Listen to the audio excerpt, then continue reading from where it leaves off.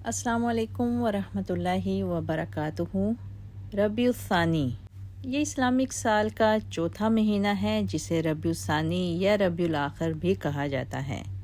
रबी के मानी है मौसम बहार। रबीउल अव्वल और रबीउल सानी ये दोनों महीने गोया बहार के हैं, इसलिए दोनों को रबीउल अव्वल व सानी कहा जाता है।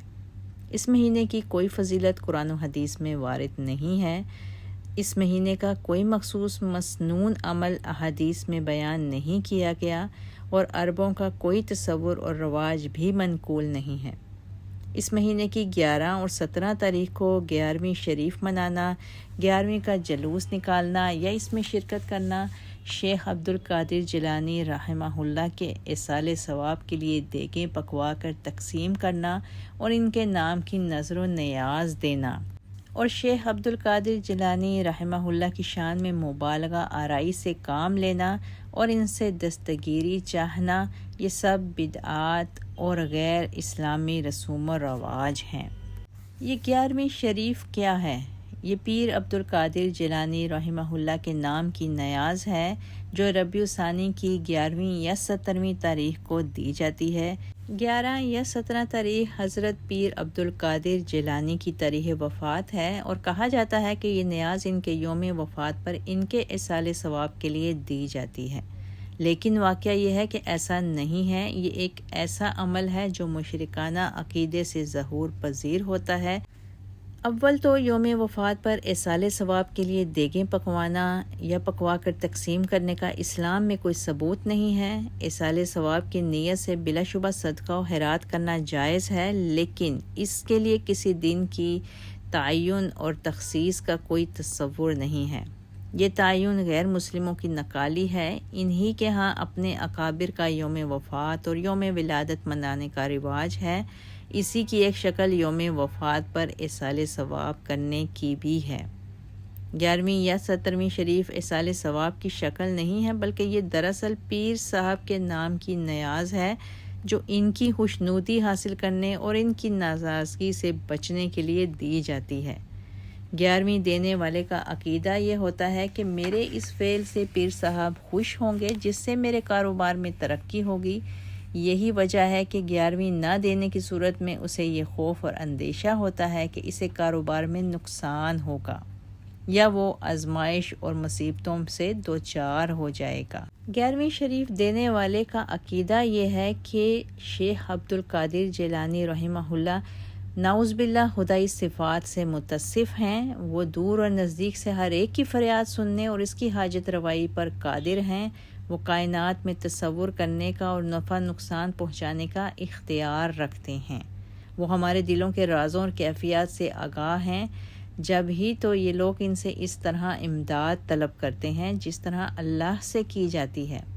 इसी तरह इनको मदद के लिए पुकारते हैं जैसे अल्लाह को पुकारा जाता है।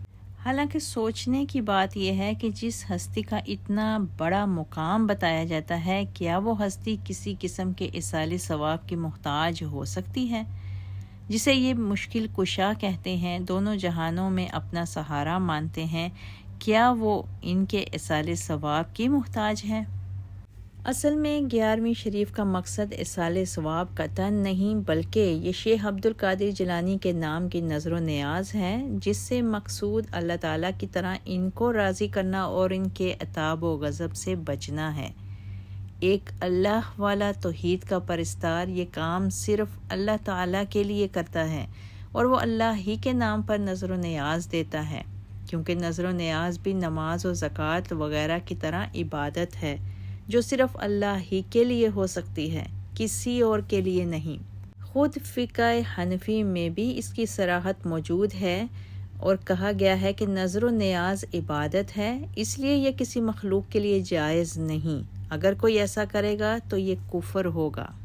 मालूम होना चाहिए कि अक्सर अवाम मुर्दों के नाम पर जो नज़रें नियाज़ें देते हैं, चढ़ावे चढ़ाते हैं, औलिया इकराम का तक़र्रुब हासिल करने के लिए माली नजराने पेश करते हैं और इनकी कब्रों पर चिराग और तेल जलाते हैं, ये सब चीज़ें बिल इजमा बातिल और हराम हैं।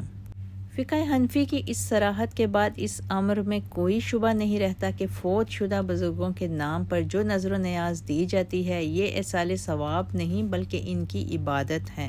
غیر اللہ کے نام کی نظر و نیاز کی اسلام میں کوئی حقیقت نہیں ہے۔ اللہ تعالیٰ نے قرآن میں فرما دیا وما اہل بہ لغیر اللہ۔ اس آیت کا مطلب ہے کہ وہ جانور یا کوئی اور چیز جسے غیر اللہ کے نام پر پکارا جائے۔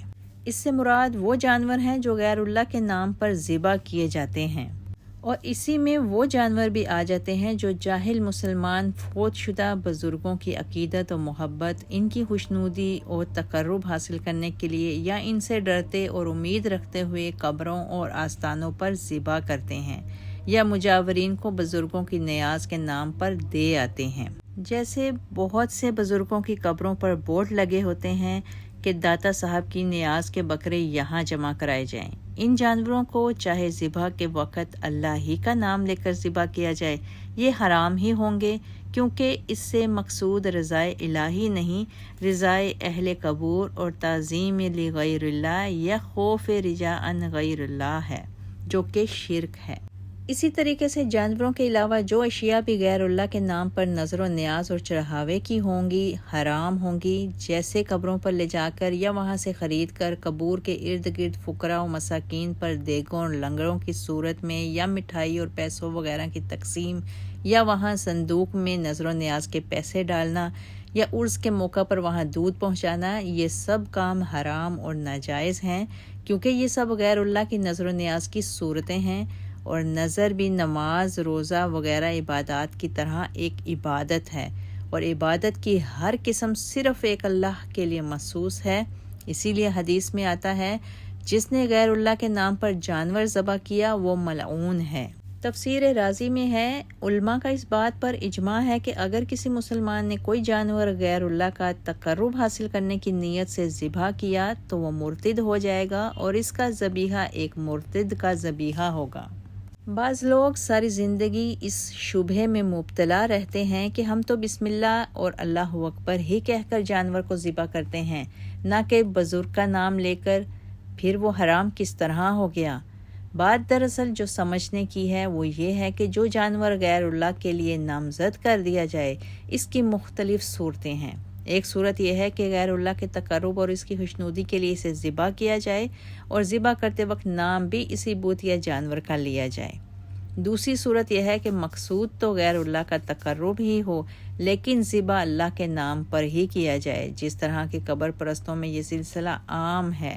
وہ جانوروں کو بزرگوں کے لیے نامزد تو کرتے ہیں، مثلا یہ بکرا فلاں پیر کا ہے یا گائے فلاں پیر کی ہے، یہ جانور 11ویں کے لیے یعنی شیخ عبد القادر جیلانی کے لیے ہے، وغیرہ وغیرہ، اور ان کو وہ بسم اللہ پڑھ کر ہی ذبح کرتے ہیں۔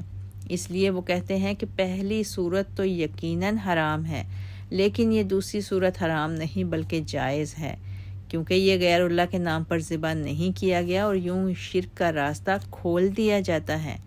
حالانکہ فقہا نے اس دوسری صورت کو بھی حرام قرار دیا ہے، اس لیے کہ وہ بھی وما اہل لغیر اللہ بہ میں داخل ہے۔ چنانچہ حاشیہ بیداوی میں ہے ہر وہ جانور جس پر غیر اللہ کا نام پکارا جائے حرام ہے، اگرچہ ذبح کے وقت اس پر اللہ ہی کا نام لیا جائے، اس لیے کہ علماء کا اتفاق ہے کہ کوئی مسلمان اگر غیر اللہ کا تقرب حاصل کرنے کی غرض سے جانور ذبح کرے گا تو وہ مرتد ہو جائے گا، اور اس کا ذبیحہ مرتد کا ذبیحہ ہوگا۔ اللہ تعالیٰ سے دعا ہے کہ اللہ تعالیٰ ہم سب مسلمانوں کو دین اسلام کی صحیح سمجھ بوجھ عطا فرمائے، تاکہ ہم سب ان تمام بدعات و خرافات سے بچ سکیں۔ آمین۔ وما علینا الا البلاغ۔